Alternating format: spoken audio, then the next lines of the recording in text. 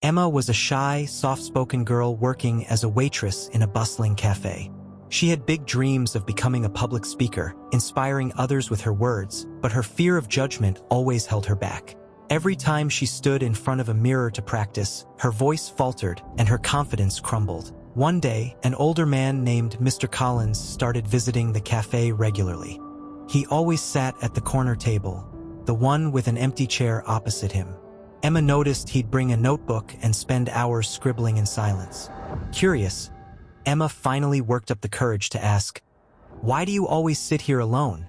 Mr. Collins looked up, smiled, and said, "I'm not alone. That chair is reserved for the next big story in my life.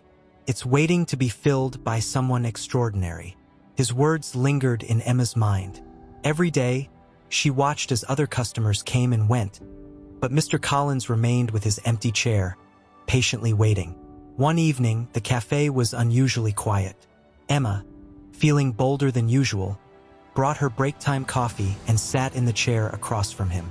"So, what kind of story are you waiting for?" she asked nervously. Mr. Collins chuckled. "The kind that reminds people they're capable of more than they think. Everyone has a story to tell, Emma. Even you. What's holding you back?" For the first time, Emma opened up about her dream of becoming a public speaker and her crippling fear of failure. Mr. Collins listened intently and then slid his notebook across the table. "Write it down," he said. "Tell your story. No one starts as a great speaker, but every great speaker starts with a story." Encouraged by his kindness, Emma began writing every day during her breaks. Mr. Collins gave her feedback, helping her refine her words. Slowly, she started reading her stories aloud, first to herself, then to him. Months passed, and Mr. Collins brought her an invitation to a local storytelling event. "This is your moment, Emma. You filled the chair. Now fill the room."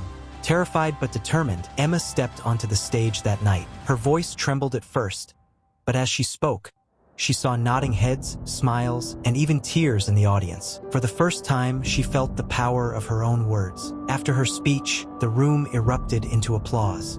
Emma looked to the back of the room and saw Mr. Collins giving her a proud thumbs up. From that day on, Emma's life changed. She became a sought-after speaker, inspiring thousands with her journey of overcoming fear. And she never forgot the lesson of the empty chair. Every story starts small, but with courage, it can grow to fill any space. So the moral of this story is, your potential is like an empty chair, waiting for you to take a seat and own your place in the world. All it takes is courage to begin.